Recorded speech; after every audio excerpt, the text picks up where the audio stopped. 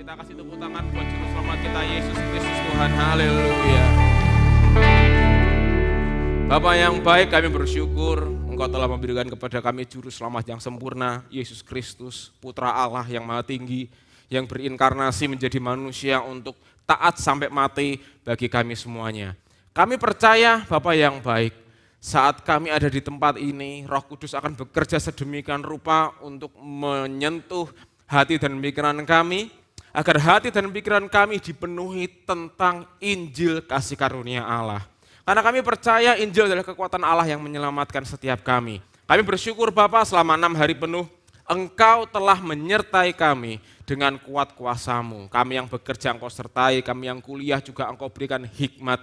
Dan tiba saatnya kami ada di tempat ini untuk belajar tentang firman-Mu. Roh Kudus, hamba percaya Engkau hadir di tempat ini. Engkau adalah meterai yang sempurna bagi kami. Engkau adalah Allah yang akan menunjukkan bahwa kami ini sudah dijamin oleh kematian dan kebangkitan Kristus. Berbicaralah Bapak, kami siap untuk mendengarkannya di dalam nama Bapa, Putra, dan Roh Kudus yang percaya dan siap belajar firman Tuhan. Sama-sama katakan amin. Silakan duduk saudara yang dikasihi Tuhan. Shalom. Apa kabar jemaat? Luar biasa, jemaat semuanya sehat, amin.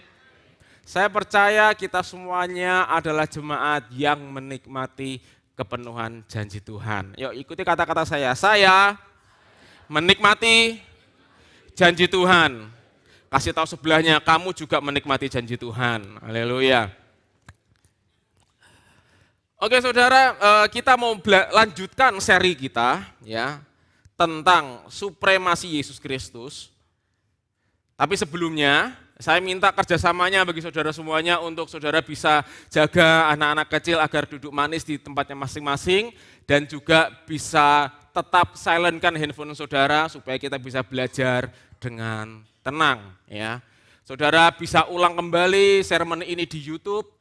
Saudara juga bisa ulang seri-seri sermon sebelumnya di YouTube karena saya bikin seri ini dari bulan Januari ya. Dan saya percaya kalau saudara belajar sungguh-sungguh, maka saudara akan melihat bahwa kita semuanya adalah anak-anak Tuhan yang sudah dijamin oleh Roh Kudus. Amin. Minggu lalu, bulan lalu ketika saya mengkhotbahkan tentang meterai. Roh Kudus menjadi meterai. Roh Kudus tidak memberi meterai. Oke. Tetapi Roh Kudus menjadi meterai. Itu dua hal yang berbeda. Efesus 1 ayat 3 sampai ayat 14 menggambarkan bagaimana penebusan Yesus itu membuat Roh Kudus menjadi meterai. Sehingga kita yang percaya, kita dijamin untuk menikmati segala berkat rohani yang sudah Allah persiapkan bagi kita. Amin. Itu karena kita sudah ditebus. Oke, tanpa penebusan tidak ada apa saudara? Tanpa penebusan tidak ada berkat dan warisan. Pertanyaannya adalah, apakah saudara sudah ditebus? Yes, artinya saat ini normalnya saudara sebagai orang percaya menikmati berkat dan warisan karena penebusan Yesus. Amin. Nah, sore hari ini kita akan melanjutkan lagi tentang jaminan, tetapi sebelumnya saya ingin mengapresiasi ibu-ibu yang sudah membantu menyiapkan konsumsi dan hadir untuk menyiapkan konsumsi acara Youth Camp ya. Terima kasih banyak ibu-ibu semuanya yang sudah mau datang, mau nyiapin makanan untuk anak-anak Youth Camp yang ada tanggal 10 dan 11 ya. Betul ya, 10 dan 11 ya. Saya berterima kasih sekali, Tuhan memberkati ibu-ibu semuanya dan ibu-ibu semuanya berbahagia. Oke, itu saja saudara. Kita akan lanjut, coba PowerPoint selanjutnya. Nah, pagi hari ini kita akan belajar tentang jaminan ya. Ini masih seri perjanjian kekal tentang supremasi Yesus. Supremasi Yesus itu artinya Yesus Kristus itu adalah pemegang kekuasaan tertinggi. Oke. Nah, saudara, sebelumnya saya ingin sedikit flexing ya dalam tanda kutip. Yuk PowerPoint selanjutnya yuk. Saya ingin sedikit flexing saudara. Jadi begini. Tuhan itu baik sama saya. Tuhan itu luar biasa sama saya. Tuhan mengubah saya dari yang tidak serius kuliah, sekarang jadi gila-gilaan kuliah. Nah ini apa ini? Ini adalah, jadi begini, Google Scholar itu adalah database yang menyimpan semua tulisan akademik. Ya, saya ulangi sekali lagi, Google Scholar itu adalah database yang menyimpan catatan akademik. Nah, saya adalah seorang penulis artikel ilmiah bidang teologi.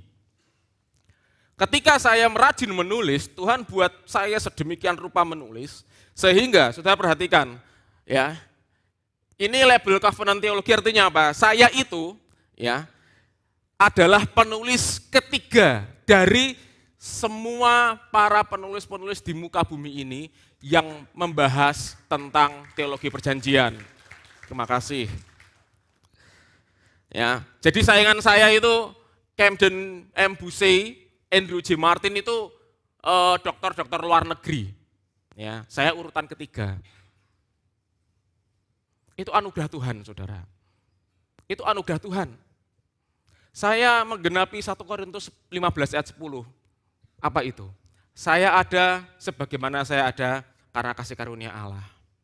Ya, kalau saudara perhatikan hidup saya ya berbeda jauh sebelum saya full time melayani Tuhan dan sesudah saya seperti ini, saya bersyukur kasih karunia Allah melimpah. Tapi kasih karunia Allah yang dianugerahkan kepada saya tidak sia-sia, melainkan saya bekerja lebih kuat dibandingkan siapa? Dibandingkan teman-teman satu angkatan saya.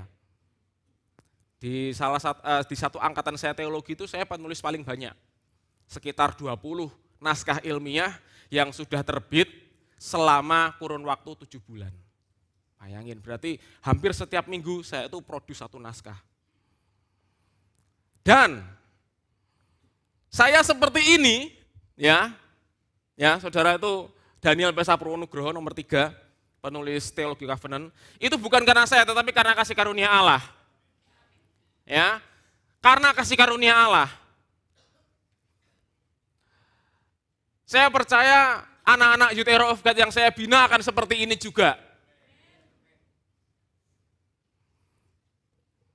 Ini artinya saya dididik orang tua saya dengan benar. Dan saya percaya ketika saudara mendidik anak-anak saudara, tenggelamkan di dalam Youth Hero of God, saya percaya apa yang Tuhan kerjakan buat saya, secara akademisi ini, Tuhan akan kerjakan untuk anak-anak saudara. Amin. Tidakkah kita bangga, kita punya anak-anak yang sudah ditebus, dan anak-anak yang kita bina itu dapat beasiswa. Amin. Tidakkah kita bangga bahwa anak-anak yang kita besarkan di dalam keluarga Kristen ini bisa menembus universitas-universitas yang bergengsi untuk menunjukkan bahwa kasih karunia Allah itu sempurna. Amin, saudara. Saya percaya ini terjadi juga di anak-anak Youth Hero of God. Saya juga percaya prestasi akademi seperti ini akan terjadi di anak-anak saudara. Karena saya percaya keturunan orang benar, keturunan kita semuanya tidak akan minta-minta. Amin. Yuk ikuti bersama saya. Aku dan keturunanku diberkati Tuhan.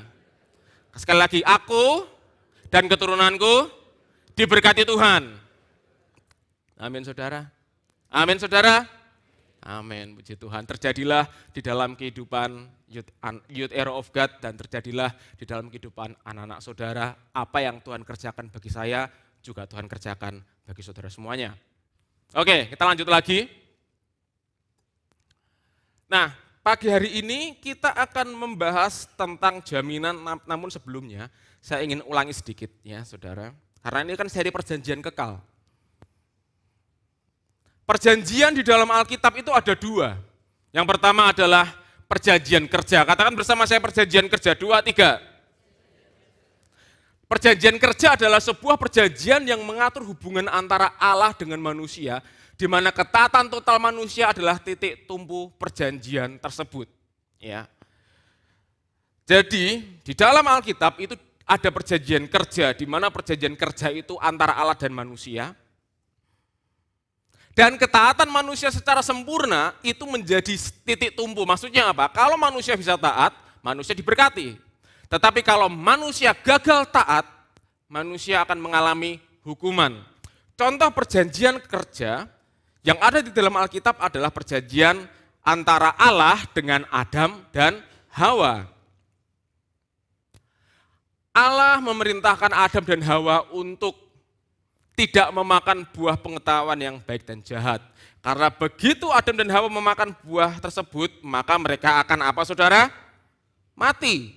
Ya, itu artinya ada peringatan. Kalau kamu makan ini, kamu mati. Kalau kamu tidak makan ini, kamu hidup. Ya, itu namanya perjanjian, kesepakatan. Yang terjadi adalah Adam dan Hawa makan buah tersebut. Dan bahayanya dosa merusak kehidupan Adam dan Hawa serta merusak kehidupan kita. Saudara, di dalam perjanjian kerja, saudara tidak akan pernah mungkin bisa menikmati janji Allah. Di dalam perjanjian kerja yang dituntut adalah ketaatan total manusia. Nah pertanyaannya kalau kita mau jujur, bisa nggak kita taat? Dengan kesadaran bahwa manusia sudah terjual di bawah kuasa dosa, bisa nggak kita taat? Tidak bisa. Padahal janji Allah jalan terus. Kesepakatan antara Allah dengan manusia jalan terus. Tetapi di satu sisi manusia itu tidak bisa taat secara dirinya sendiri. Lantas ada perjanjian yang kedua. Perjanjian anugerah, ikuti kata saya, perjanjian anugerah, 2, 3. Perjanjian anugerah adalah perjanjian yang Allah Bapa ikat dengan Allah Putra dari kekekalan. Perjanjian anugerah itu semata-mata khusus Bapa dan Anak. Siapa anak Allah di sini? Siapa? Yesus. Ya. Bapa mengikat perjanjian dengan Putra, Putra mentaati apa yang Bapa tuntutkan. Apa yang Putra lakukan? Taat sampai mati. Ketaatan total Sang Putra itu adalah titik tumpu di mana perjanjian anugerah terjalin.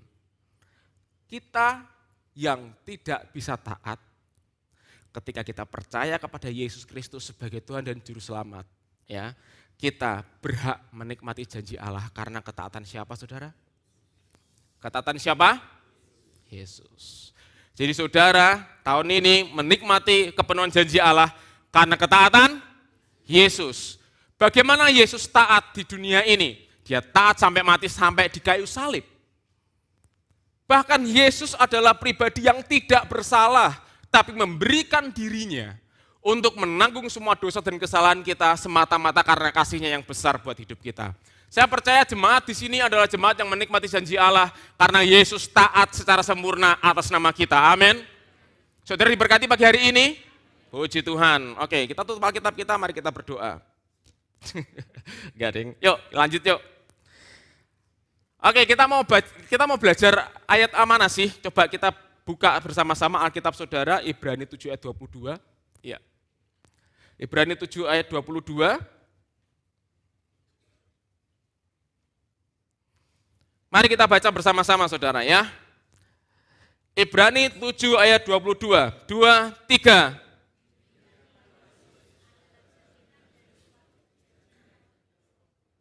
Demikian pula Yesus adalah dari yang lebih kuat. Nah, pagi hari ini kita tuh mau belajar tentang jaminan, ya, jaminan. Ikuti kata saya, jaminan, 2, 3.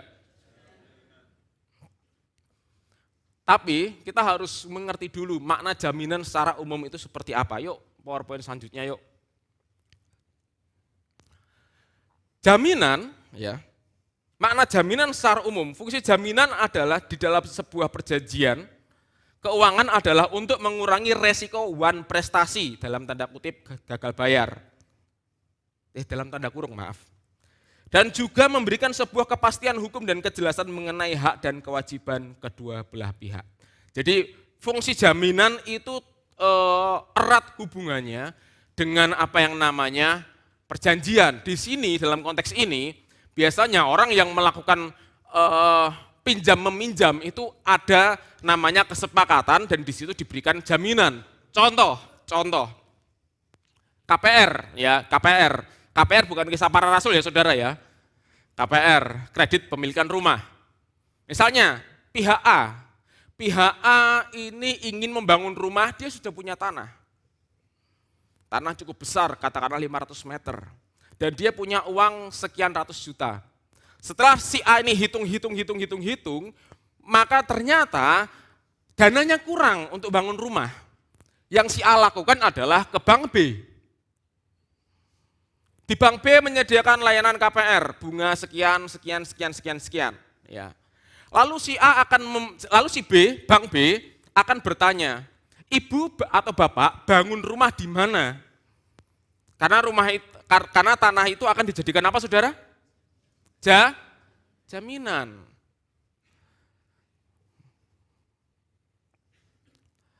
Nah, nilai jaminan itu di appraisal, ya. Semakin tinggi nilai jaminannya, semakin tinggi pinjamannya. Katakanlah seperti itu. Nah, jaminan di dalam perjanjian keuangan ini keterangan saya bisa salah ya. Kalau salah saya mohon maaf karena saya harus teliti dengan lebih banyak lagi, tapi sebagian besar seperti itu. Jaminan itu ya dari pihak A ke pihak B, jaminan itu berfungsi untuk apa? Sebagai peminjam, sebagai kreditur, jaminan itu akan membuat si kreditur itu, peminjam itu untuk bertanggung jawab.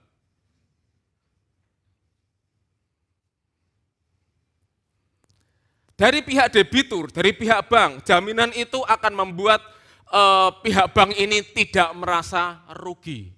Jadi jaminan di dalam perjanjian keuangan kedua belah pihak itu tujuannya untuk melindungi pihak peminjam supaya peminjam itu tanggung jawab, tetapi yang meminjam itu juga tidak rugi-rugi amat. Ya, kira-kira seperti itu. Lantas kalau terjadi wan prestasi, maka jaminan itu akan dipegang oleh pihak bank untuk dilelang atau untuk apa. Jadi saudara mengerti ya makna jaminan secara umum, yang mengerti katakan amin. Jadi jaminan itu mengikat antara kedua belah pihak dan mengamankan perjanjian dari kedua belah pihak. Pihak peminjam tidak boleh semena-mena, pihak yang meminjami juga harus melindungi aset tersebut. Nah, kira-kira seperti itu. Permasalahannya ya, di dalam aspek kehidupan rohani kita itu terikat dengan perjanjian kerja. Sekali lagi, kita itu terikat dengan perjanjian kerja. Yuk, PowerPoint yuk.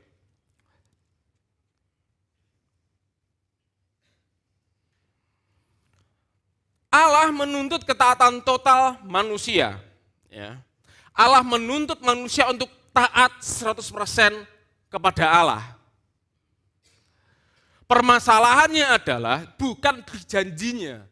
Permasalahannya saat Allah menuntut ketaatan total dari manusia, manusia itu tidak dimungkinkan untuk taat. Mengapa manusia tidak dimungkinkan untuk taat? Roma 3 ayat 23, tolong Kak.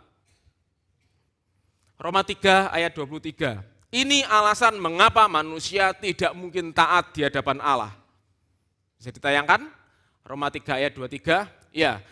Karena semua orang telah apa saudara? Dan arti semua orang itu apa? Arti semua orang itu berarti apa? Saudara dan siapa? Saya. Apakah mungkin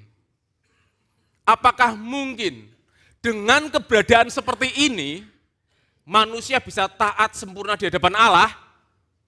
Halo? Ini logika sederhana, saudara. Ya.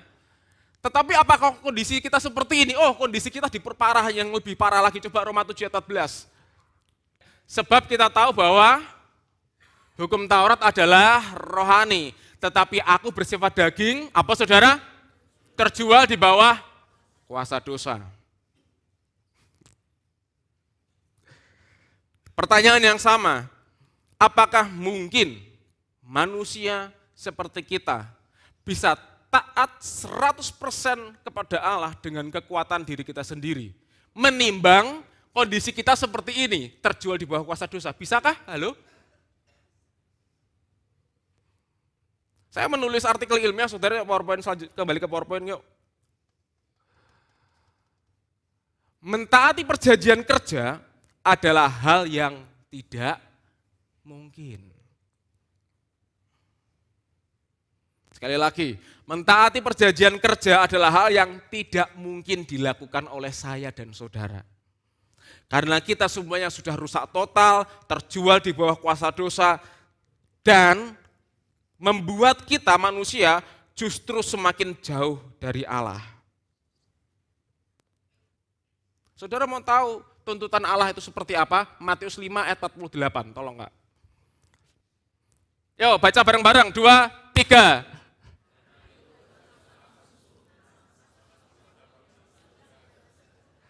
Coba tanya sama sebelahnya, kamu bisa sempurna enggak?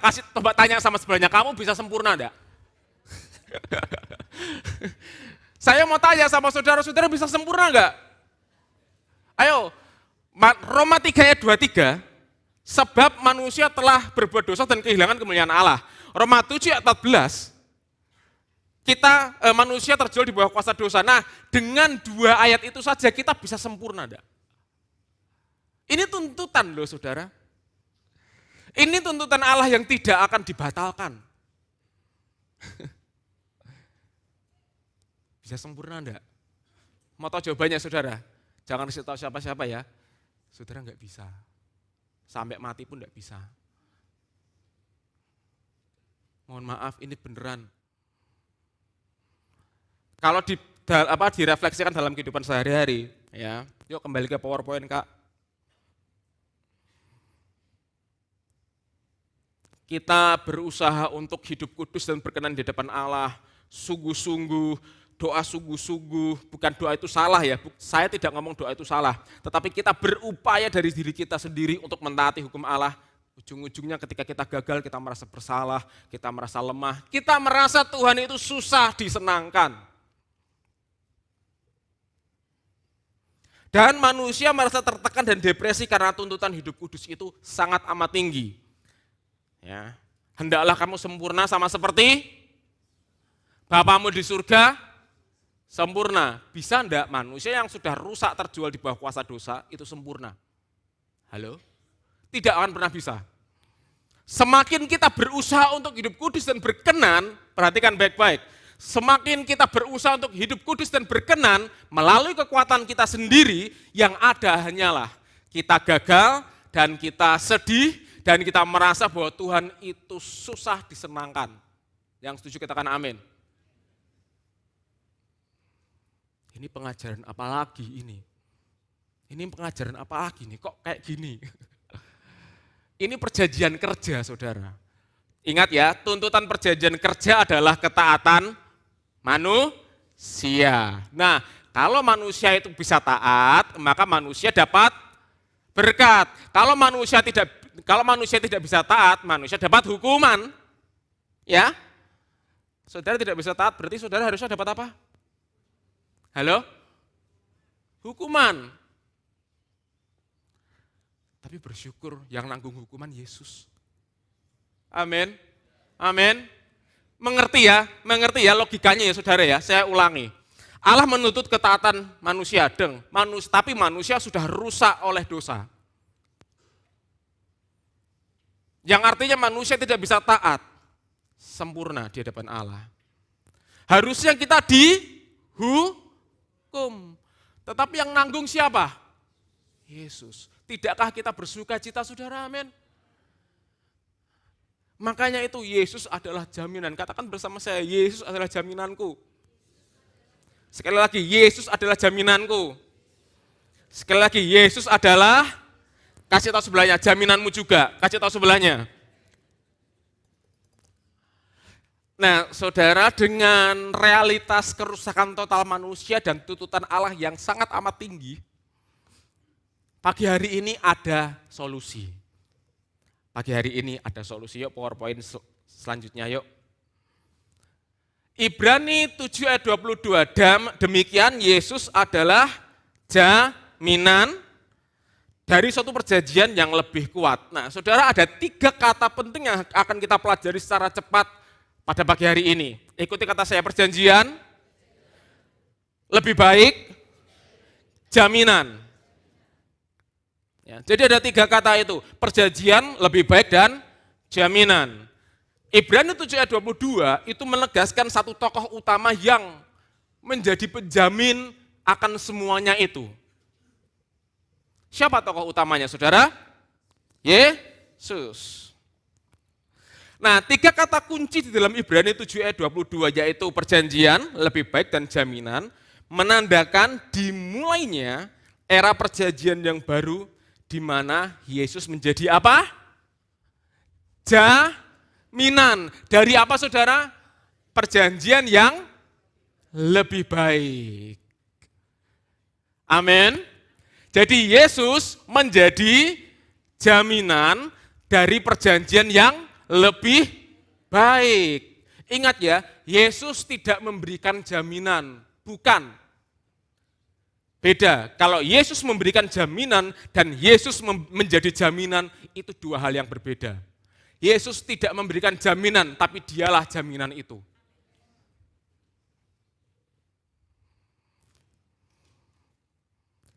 Nah, mari kita pelajari satu persatu ya, kata perjanjian ini ya. Yuk, PowerPoint selanjutnya yuk. Perjanjian, ikuti bersama saya perjanjian, 2, 3. Nah, perjanjian itu artinya apa di Roma 7 ayat 22? Arti perjanjian adalah sebuah ungkapan kasih Allah. Didirikan dalam sistem yang dijamin oleh kematian pengorbanan Kristus. Yang bertujuan untuk menyatukan manusia dengan Allah dan menganugerahkan mereka dengan anugerah dan warisan ilahi. Amin. Jadi perjanjian itu ungkapan kasih Allah. Ya. Di dalam perjanjian harus ada jaminan. Dan apa yang terjadi ketika Yesus itu adalah jaminannya? Yang terjadi adalah kita semuanya menikmati anugerah Tuhan. Kita menikmati berkat Tuhan. Saudara diberkati bukan saudara baik loh. Saudara diberkati karena Yesus adalah jaminan. Amin. Sekali lagi, saudara diberkati bukan karena saudara baik. Saudara diberkati karena saudara sudah ditebus. Nah, yuk kita lihat, perhatikan PowerPoint-nya ya. Perjanjian adalah ungkapan kasih Allah. Efesus 3 ayat 18-19 menjelaskan betapa dalam, lebar, luasnya kasih Allah itu. Secara rasio manusia, kita tidak akan pernah bisa mengukur kasih Allah. Karena terlalu dalam, terlalu lebar, terlalu luas. Nah, bentuk kasih Allah itu seperti apa? Bentuk kasih Allah kepada kita adalah mengkaruniakan anaknya yang tunggal. Yesus datang karena dia diutus oleh Bapa. Yesus datang untuk menanggung dosamu dan dosaku. Amin. Di sini ada yang punya anak laki-laki, angkat tangan. Ya, contoh inilah Mas Farid lah. Kita sahabatan ya Mas ya. Siap ya. Kalau begitu anakmu tak pek jadi penebus dosaku, mau enggak? Jangan. Ada lagi yang mau anaknya diberikan untuk menebus dosa? Kejam amat. Saudara, kalau kita berpikir ya, kalau kita berpikir, kalau begitu aku yang nanggung dosaku, mana mau Allah terima diri kita? Allah tidak mau terima diri kita karena kita sudah rusak dan terjual dalam apa, saudara? Kuasa dosa. Dosa itu, ya, upah dosa adalah maut. Maut itu tidak sekedar menggambarkan keterpisahan dengan Allah secara kekal, enggak. Maut itu menggambarkan juga dalam keseharian saudara dapat kutuk. Dalam keseharian saudara mendapatkan hal-hal yang buruk. Saudara hidup bergaul karib dengan sakit penyakit, itu namanya maut. Ya. Kalau kita berpikir, okelah aku mau menebus dosaku, Allah tidak mau terima. Karena apa? Karena kita sudah rusak. Harus ada pribadi yang sempurna, yang menanggung dosa dan kesalahan kita dan diterima Allah. Itu siapa namanya? Yesus. Itu adalah ungkapan kasih Allah, saudara ya.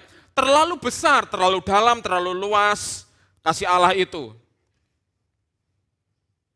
Dan tujuan perjanjian yang dijamin oleh pengorbanan Kristus adalah menyatukan saudara dan saya dengan Allah, ya. Yesus Kristus datang untuk menyatukan kita semuanya di dalam Dia. Di mana kita mendapatkan anugerah dan warisan ilahi, yang artinya saudara, kemanapun saudara pergi, perhatikan baik-baik, kemanapun saudara pergi bersama dengan Allah. Saudara disertai Allah karena Yesus itu adalah jaminan. Amin. Saya percaya saudara hidup dalam kesehatan ilahi karena Yesus adalah jaminan. Amin. Saya percaya di dalam pekerjaan saudara, Tuhan akan membuat saudara dipromosikan. Tuhan akan membuat saudara berintegritas karena Yesus adalah jaminan. Amin. Seringkali kan kita berdoa toh, Tuhan, kira-kira Tuhan berkati aku tidak ya? Tuhan, kira-kira Engkau menjamin masa depanku tidak ya? Tuhan, kira-kira Engkau itu mau menyembuhkanku tidak ya? Sekarang kalau Yesus adalah jaminan, jawabannya apa saudara? Coba saya ulangi. Ketika saudara berdoa, Tuhan, apakah Engkau mau menyembuhkan sakit penyakitku? Tuhan, apakah Engkau mau memberkatiku? Tuhan, apakah Engkau mau memberkati keturunanku? Kalau Yesus itu adalah jaminan, maka jawaban doa itu apa? Mau. Amin. Kita punya Tuhan yang mau. Mau apa? Mau menyelamatkan saudara. Kita punya Tuhan yang mau apa? Mau memelihara saudara. Kita punya Tuhan yang mau membela saudara. Itu semuanya kita bisa terima karena apa? Karena Yesus adalah jaminan. Amin saudara. Perjanjian Allah yang sempurna, yang tidak bisa ditaati manusia, itu kemudian digantikan Yesus sehingga kita yang tidak mampu, perhatikan, kita yang tidak mampu, kita yang tidak layak di dalam Yesus, kita dimampukan dan kita dilayakkan. Untuk apa? Untuk hidup bagi Allah, untuk menerima segala hal yang terbaik dari Allah. Karena kalau Allah memberikan Yesus, apalagi yang lain, amin.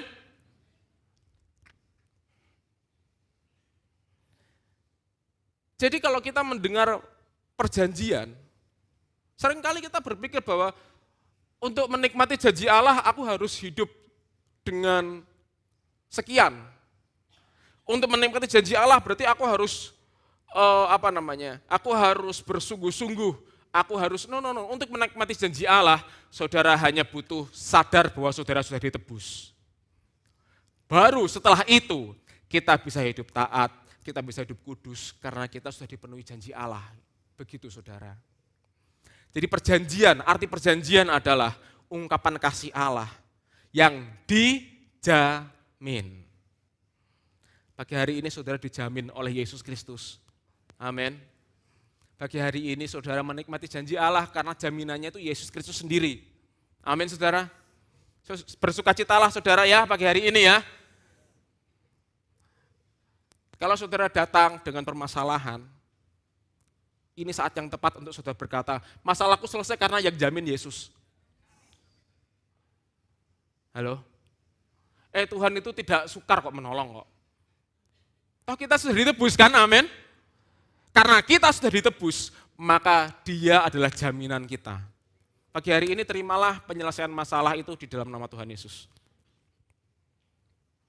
Oke, jadi perjanjian itu adalah ungkapan kasih Allah. Nah, ada kata selanjutnya, yaitu lebih baik. Yuk, ikuti bersama saya, lebih baik. 2, 3.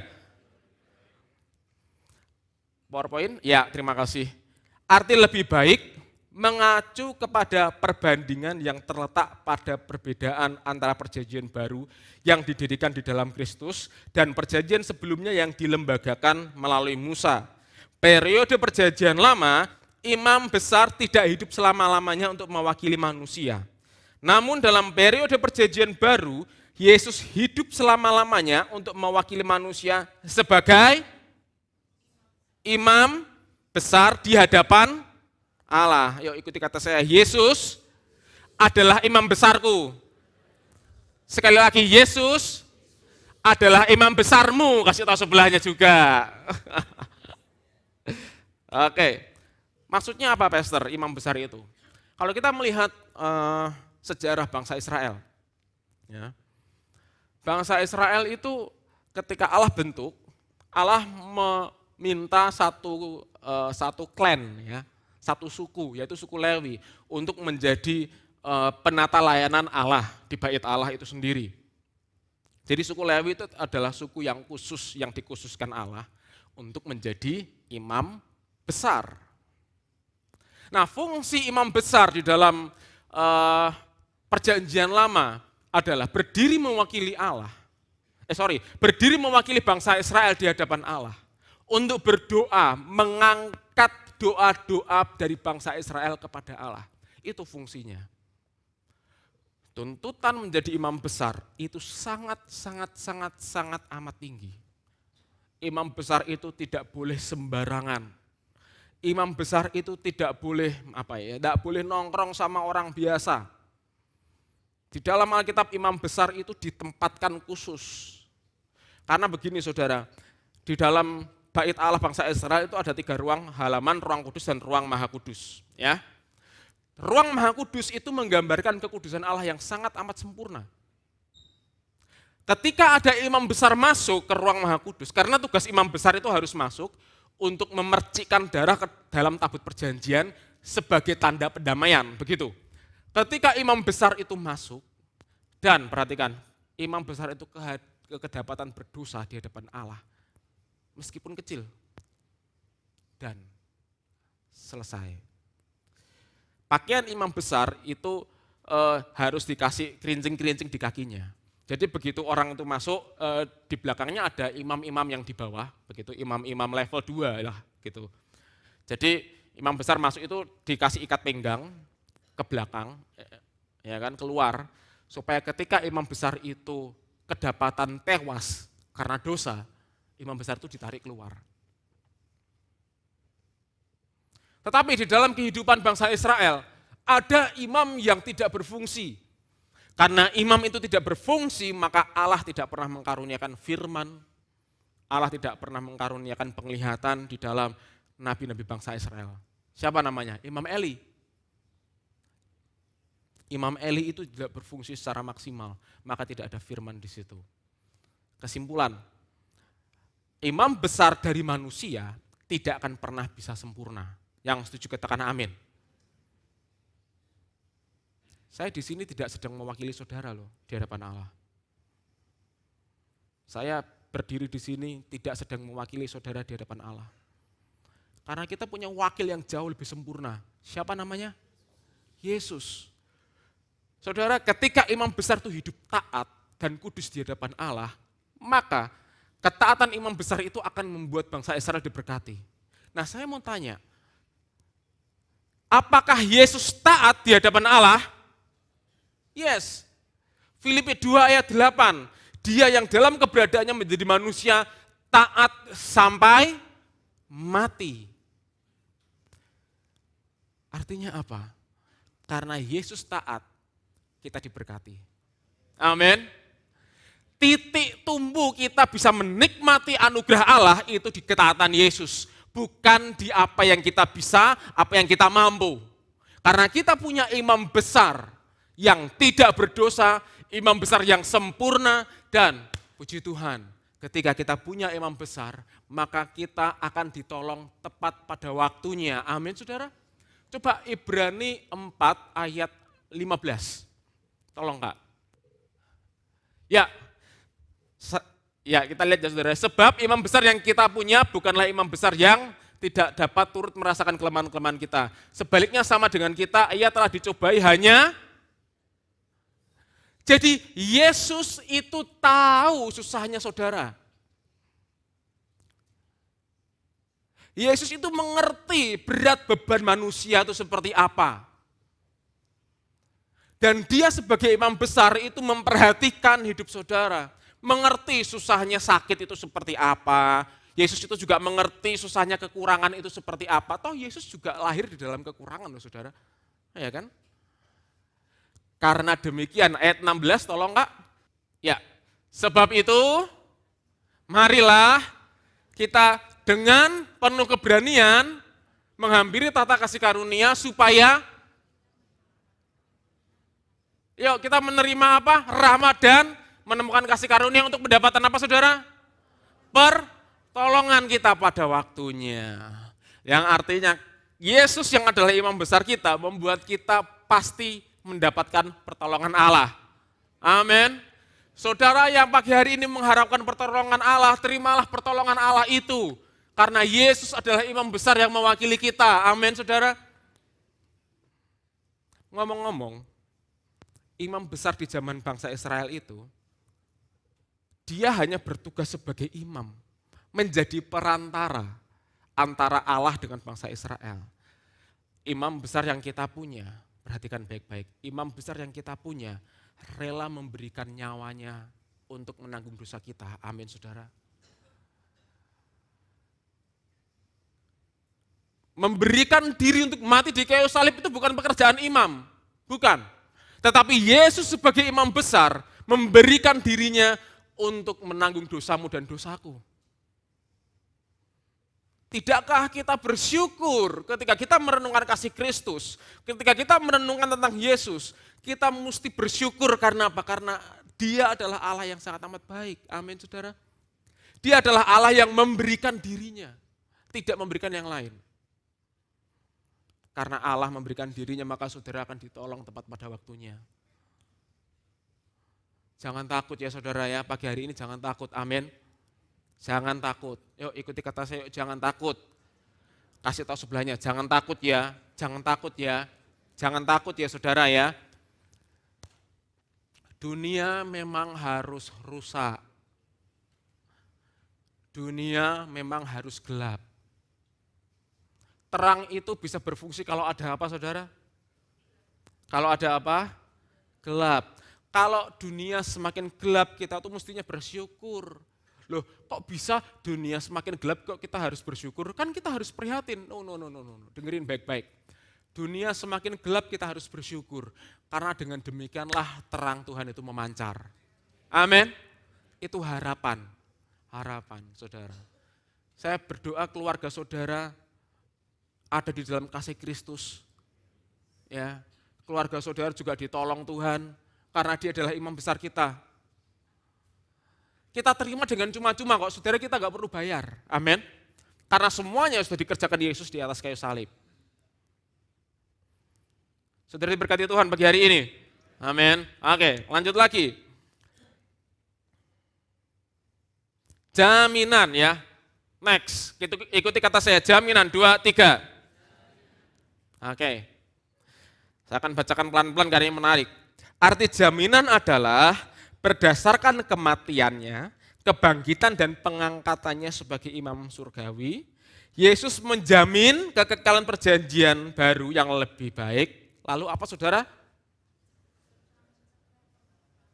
Mencegah apa saudara? Artinya tidak akan pernah diapain? Dibatalkan, puji Tuhan, amin. Ingat, saudara menikmati perjanjian yang tidak akan pernah batal.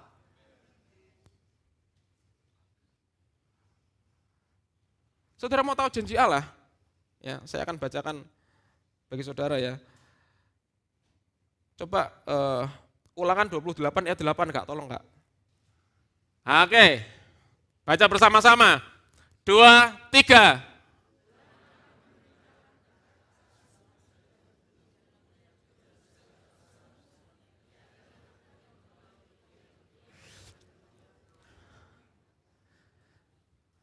Saya beritahu ya saudara ya, janji ini tidak akan pernah dibatalkan.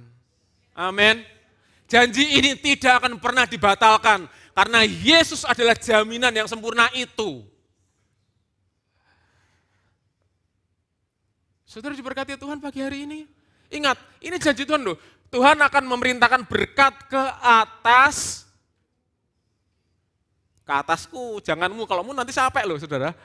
Yuk ikuti kata saya ya, Tuhan akan memerintahkan berkat ke atasku, di dalam lumbungku, dan di dalam usahaku.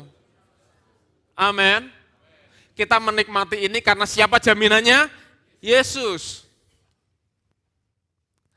Saudara, kita akan menjadi orang percaya yang orang percaya yang bersuka cita. Karena apa? Karena ketaatan kita tuh ditopang dengan janji Allah loh. Amin. Ketaatan saudara itu ditopang dengan janji Allah seperti ini. Tuhan tidak memberikan janji Allah itu, Tuhan tidak memberikan janjinya di akhir, tidak. Dia memberikan janjinya itu di depan. Dikasih kontan semuanya buat saudara, sehingga kita bisa bersuka cita memberikan hidup kita bagi Dia. Tidakkah kita bersuka cita saudara memberikan hidup kita bagi Allah yang telah memberikan janji-janjinya yang sempurna, amin. Yuk kembali ke PowerPoint Kak. Kembali ke PowerPoint, oke. Yesus menjamin kekekalan perjanjian baru dan lebih baik, mencegah pembatalannya. Tidak ada yang bisa memisahkan kita dari janji Allah. Amin saudara. Demikianlah juga tidak ada yang bisa memisahkan kita dari kasih Allah yang sempurna. Karena Yesus adalah jaminannya.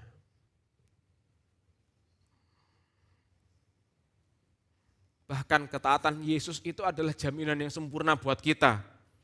Ketaatan Yesus di kayu salib, saudara merenungkan ketaatan Yesus di kayu salib itu adalah jaminan. Jadi bersyukur pagi hari ini. Janji Allah tidak akan pernah batal, dan perhatikan baik-baik, janji Allah tidak akan pernah gagal di dalam hidupmu. Karena Yesus adalah jaminan kita. Oke, manfaatnya apa bagi kita? Yuk PowerPoint yuk. Karena salib Kristus, karena salib Kristus saja, kita menikmati yang pertama perjanjian anugerah yang bersifat apa saudara? Kekal. Apa arti kekal itu? Selamanya, amin. Pagi hari ini kita menikmati janji Allah yang bersifat selamanya. Berarti kalau kita baca ulangan tadi, saudara diberkati Tuhan selamanya, amin. Tugas kita tuh cuma fokus kepada karya salib Kristus, saudara, gak yang lain. Ya, tugas kita hanya fokus kepada karya salib Kristus. Renungkanlah apa yang sudah Yesus kerjakan buat kita siang dan malam. Maka kita akan melihat janji Allah yang besar. Bahkan perjanjian Allah itu lebih superior ya. Perjanjian anugerah itu lebih hebat dibandingkan perjanjian kerja. Dan Yesus menjadi jaminan yang sempurna bagi kita. Coba 2 Korintus 1 ayat 20 Kak, tolong Kak. Ya. Mari kita baca bersama-sama. 2, 3.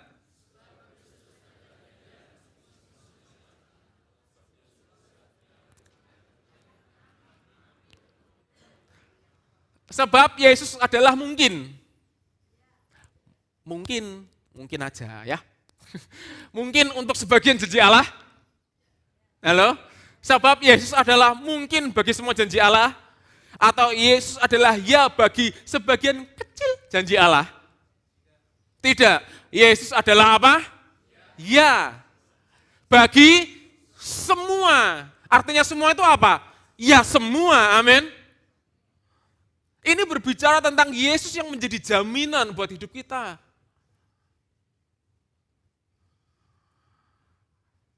Yeskiel 36 ayat 26 dan 27. Allah berjanji memberikan hati yang baru bagi saudara dan akan menjauhkan bagi saudara hati yang keras. Allah akan membuat saudara bisa taat, itu adalah janji. Dan saudara jemaat GBI Keluarga Kudus adalah jemaat-jemaat yang taat karena saudara menikmati janji Allah, amin. Ketaatan yang kita munculkan itu bukan apa yang kita bisa, tidak. Ketaatan yang muncul adalah ketaatan yang muncul dari kekuatan Allah yang sempurna. Amin saudara. Yang artinya, perhatikan, karena Allah memberikan ketaatannya, saudara menjadi jemaat yang taat beribadah, amin. Saudara tidak sabar hari Minggu, wah kapan ini hari Minggu ini aku pengen dengerin firman Kristus seperti apa lagi yang aku akan dengar. Amin saudara.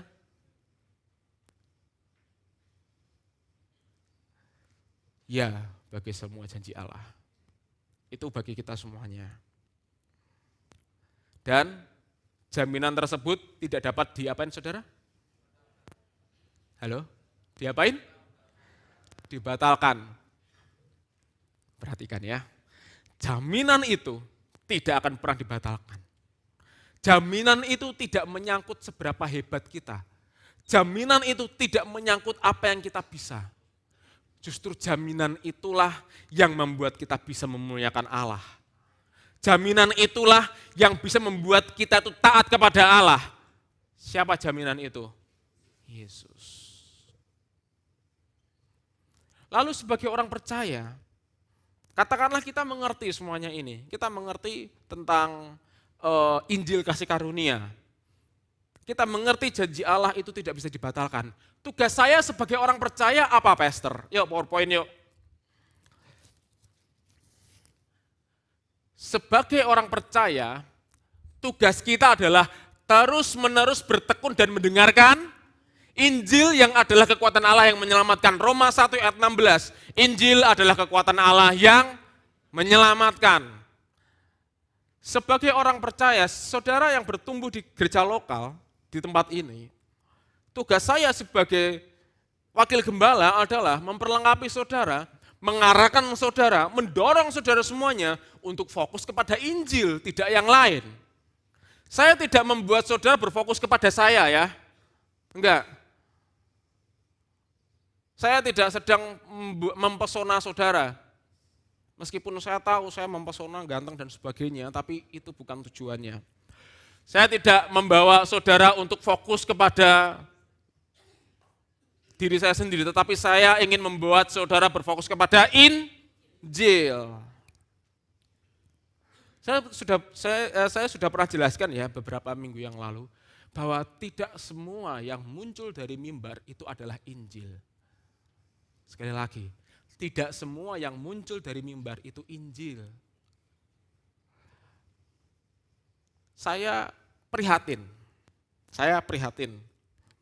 Suatu ketika saya pernah dengar ada satu ungkapan ya. Di tempat kami itu yang dikhotbahkan adalah pengalaman kehidupan. Di tempat kami dengan bangga itu kok. Di tempat kami yang dikhotbahkan adalah pengalaman kehidupan. Saya mau tanya sama saudara, tolong dijawab ya. Apakah pengalaman kehidupan itu menyelamatkan kita? Halo? Halo? Tidak. Injil adalah kekuatan Allah yang menyelamatkan. Artinya saudara harus dengar Injil, itu tidak bisa ditawar. Amin. Di tempat inilah Allah sedang mengulang kembali. Di tempat inilah Allah sedang menegaskan kembali apa itu Injil. Selama lebih dari, ini sudah 7 seri saudara. Dari bulan Januari sampai ini bulan Juli. Ada 7 seri Injil yang saudara harus dengar. Kalau kita nggak dengar Injil, kalau kita dengar yang lain, ya, taruhannya adalah kehidupan rohani saudara. Sekali lagi, ketika saudara tidak mendengarkan Injil, taruhannya adalah kehidupan rohani saudara. Lalu mungkin ada pertanyaan, Injil itu seperti apa? Begini, Injil yang dikhotbahkan itu harus ada satu. Bapa yang mengirimkan putra. Di dalam Injil juga harus ada satu, pengorbanan Yesus di kayu salib. Di dalam Injil juga harus ada satu juga, yaitu Roh Kudus. Ingat Allah kita Tritunggal, amin. Bapa, Putra, dan Roh Kudus. Kalau di dalam 40-50 menit pembicaraan tidak ada 1 dan 3 itu bukan Injil. Paulus pun marah kepada jemaat di Galatia ketika jemaat Galatia mendengarkan Injil yang lain. Sekali lagi, saudara, ya, dengan penuh kerendahan hati, saya mengajak saudara semuanya untuk yuk kita fokus sama Injil, yuk kita dengarkan Injil lagi, kita bertekun di dalam Injil karena Injil adalah kekuatan Allah yang menyelamatkan, amin. Saudara tidak akan ngerti Yesus adalah jaminan kalau tidak dengerin Injil. Kok bisa? Ini keliru, Roma 10 ayat 17, ya. Roma 10 ayat 17. Iman muncul dari pendengaran akan firman Kristus. Jadi perhatikan, Injil itu adalah kekuatan Allah. Injil membahas Yesus. Saat saudara mendengarkan Injil yang berpusat kepada Kristus, iman saudara bangkit.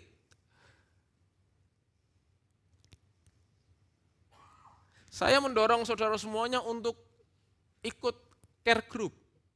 Ya, sekali lagi, ikut care group. Saya bersyukur leader-leader care group sudah bisa beranak. Saudara, ayo kita semuanya care group, karena di care group itu ada bertekun dalam pengajaran, lalu bersekutu, memecah-mecahkan roti, dan saling mendoakan. Sudah terlalu banyak kesaksian-kesaksian yang muncul ketika jemaat itu mengulang kembali Injil. Tidakkah saudara rindu menikmati hal tersebut? Tidakkah saudara rindu menikmati keselamatan Allah di dalam keseharian saudara? Karena begini saudara ya, kita ini kan makhluk kebiasaan. Ketika kita mendengarkan berita seperti ini, saudara mendengarkan khotbah, saya yakin paling 20% yang nyantol kok. Ini kurva belajar ya, ketika kita mendengarkan khotbah selama 40-50 menit, yang nyantol cuman paling-paling 10-20, puji Tuhan kalau 30. Tetapi dengan saudara ikut care group, maka pemahaman itu akan diperdalam kembali. Ketika saudara mulai berani untuk memimpin, banyak orang berfokus kepada Injil, maka apa yang saudara pahami itu akan pas sempurna. Jadi mari kita bersama-sama bertekun di dalam care group. Yang setuju katakan amin. Amin, puji Tuhan. Oke, next. Apa hubungan jaminan supremasi Yesus Kristus dan perjanjian kekal? Yuk. Iya. Hubungannya yang pertama di dalam Yesus Kristus saja. Hanya di dalam siapa saudara? Yesus Kristus saja. Kita mendapatkan kepastian yang sempurna. Bayangin, dapat kepastian itu sudah senang ya toh, apalagi ini kepastian yang sempurna. Karena Yesus adalah jaminan. Nah, yang kedua, di dalam Yesus Kristus saja kita menikmati hidup di dalam perjanjian yang lebih baik secara kekal. Pagi hari ini saudara menikmati janji Allah yang jauh lebih baik dan kekal. Karena bagian ketiga, di dalam Yesus Kristus saja kita dijamin secara sempurna. Saudara adalah jemaat yang sudah dijamin oleh darah, tubuh dan darah Yesus. Amin. Saudara adalah jemaat yang menikmati janji Allah yang sempurna. Karena Yesus adalah jaminan. Oke, kesimpulannya apa? Yuk, PowerPoint yuk. Kesimpulannya yang pertama adalah Yesus Kristus adalah jaminan bagi kita. Yesus Kristus adalah jaminan buat saya dan saudara. Untuk kita menikmati perjanjian anugerah yang kekal dan sempurna. Jadi pagi hari ini saya mengajak saudara untuk ayo kita fokus kepada karya salib Kristus. Jangan fokus sama yang lain. Ya, sekali lagi, fokus kepada karya salib Kristus. Dan kita menikmati perjanjian yang sempurna. Yang terakhir, dengan bertekun di dalam Injil, pikiran dan hati kita dilatih untuk terus berfokus kepada siapa saudara? Yesus Kristus. Pagi hari ini, siapa jaminan kita yang sempurna? Amin. Amin. Karena Yesus adalah jaminannya, berarti kita bisa menikmati semua janji Allah. Amin. Amin. Saudara diberkati pagi hari ini. Oke, saudara, saya ada kesaksian yang masuk ini. Saya akan bacakan kesaksian bagi saudara.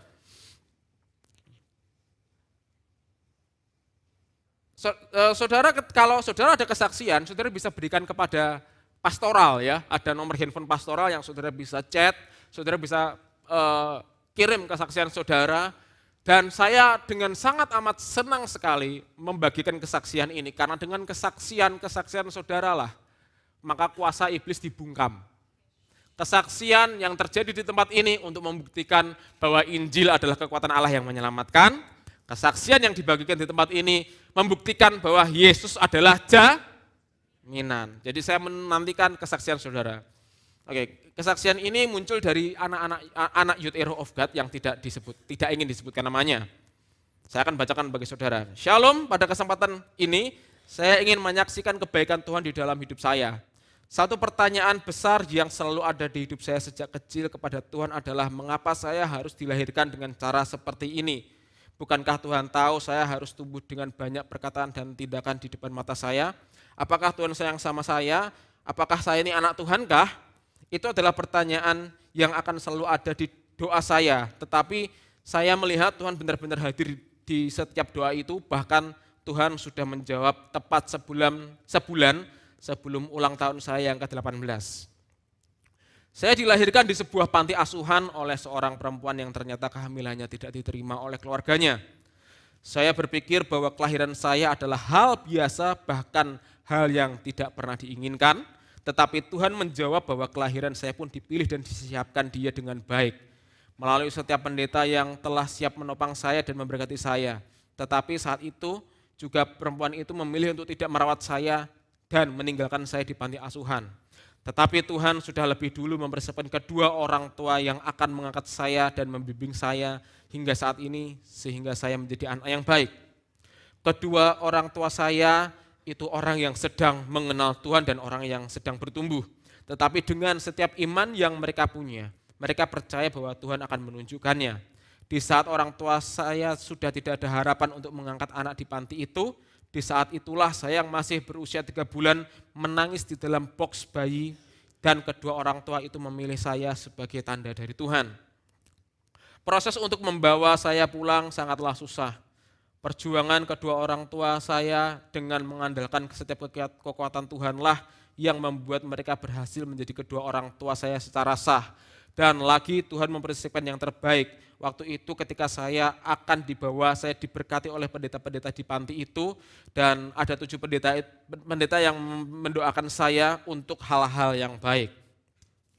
Namun saya sadar, tumbuh sebagai anak angkat bukanlah suatu hal yang mudah bagi saya. Mendengar perkataan setiap orang, melihat setiap perilaku orang terhadap saya sedari kecil, karena saya hanya anak angkat sudah menjadi hal biasa di dalam hidup saya. Sedari kecil hingga remaja. Hal-hal ini tentunya membuat saya merasa kecil hati, merasa semua hal buruk terjadi karena saya, menjadi anak yang tidak pernah diharapkan, lantas mengapa Tuhan masih mengizinkan saya hidup? Apakah Tuhan tidak mempunyai tindakan untuk hal ini? Saya selalu menangisi hal itu setiap doa malam saya, sampai suatu hari Tuhan memberikan saya kerinduan yang besar untuk memulai pelayanan saya. Tetapi ketika saya melihat diri saya lagi dan sekitar saya, saat itu juga saya berkata bahwa aku tidak layak bagi Tuhan. Tetapi Tuhan tidak pernah berhenti bekerja di hati saya. Dorongan itu semakin kuat dan saya mulai berusaha menatap Tuhan saat itu. Hanya bisa menangis dan berdoa agar Tuhan saja yang bekerja. Benar, kerja Tuhan sangat baik terhadap saya. Dia tidak melepaskan saya, tetapi menggandeng saya seperti anak kecil bertemu dengan orang-orang yang mengasihi saya dalam kasih Tuhan.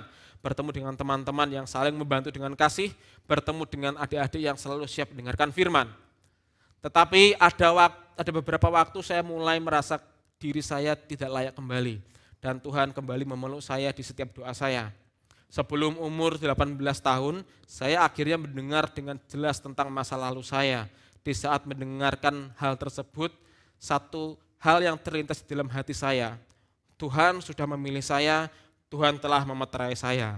Saya teringat tentang khotbah Pastor Daniel tentang Allah yang memeterai saya dan saya yakin Allah telah memeterai saya menjadi miliknya karena saya sudah ditebus.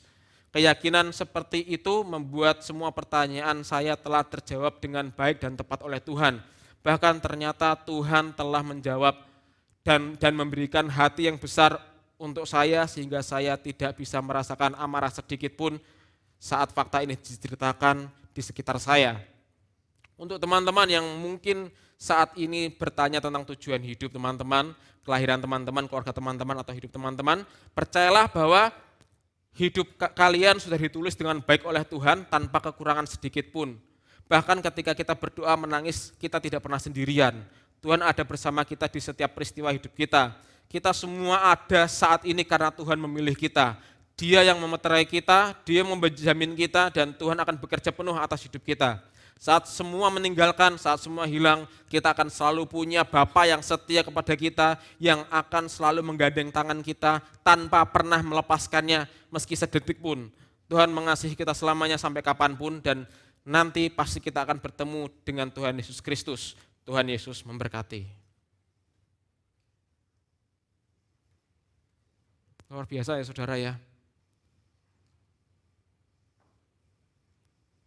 Anak Youth Hero of God yang ternyata kelahirannya tidak dikehendaki oleh orang tuanya. Tetapi Tuhan bisa ubah.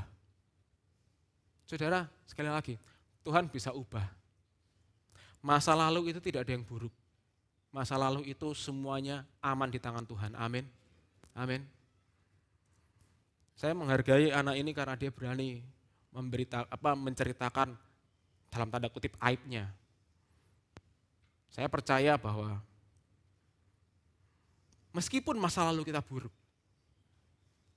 karena Tuhan itu jaminan kita, karena Yesus adalah jaminan kita, Dia bisa merubah masa lalu yang buruk menjadi alat kemuliaannya. Amin. Amin. Saudara tahu Paulus? Paulus punya masa lalu yang buruk. Paulus adalah seorang penganiaya jemaat. Tetapi saat bertemu dengan kasih Allah, Paulus berubah. Saya tidak ngerti masa lalu saudara. Tetapi saya percaya masa lalu saudara sudah diselesaikan Yesus di atas kayu salib. Amin. Dan Allah dengan kasih-Nya bisa membuat masa lalu kita yang mungkin itu merupakan aib bagi kita, saat ini buat kemuliaan-Nya. Diberkati Tuhan ya saudara pagi hari ini, amin. Saudara diberkati Tuhan, saudara selalu berfokus kepada Yesus, karena Yesus adalah jaminan. Ikuti kata saya yuk, Yesus jaminanku. Sekali lagi, Yesus jaminanku. Kasih tahu sebelahnya, Yesus jaminanmu juga. Oke, saya minta pemain musik maju ke depan. Bapak yang baik, kami percaya, kami bersyukur sekali. Kami adalah umat-umat yang sudah ditebus. Karena kami sudah ditebus, kami menerima berkat dan warisan itu. Kami menjadi anak-anak-Mu yang Kau kasihi karena darah Yesus telah menyucikan kami dari segala dosa dan kesalahan kami. Sehingga pagi hari ini kami bisa berseru, ya Aba, ya Bapa. Terima kasih Bapak yang baik, Engkau juga telah memberikan kepada kami jaminan. Yesus Kristus adalah jaminan kami. Kami berhak menerima janji Allah. Kami berhak menerima hal-hal yang terbaik karena kami sudah dijamin di dalam Yesus Kristus. Bapak, hamba berdoa untuk jemaat di tempat ini. Mereka yang bekerja, Engkau berkati. Engkau berikan etos kerja yang luar biasa, kejujuran dan integritas, sehingga promosi-promosi yang luar biasa akan Engkau berikan untuk memuliakan nama-Mu. Jemaat di tempat sini yang sedang berusaha, berbisnis, Engkau berkati apa yang dikerjakan, Engkau multiplikasikan untuk memuliakan nama-Mu. Jemaat di tempat ini yang sedang bersekolah, Engkau buat berprestasi untuk memuliakan nama-Mu.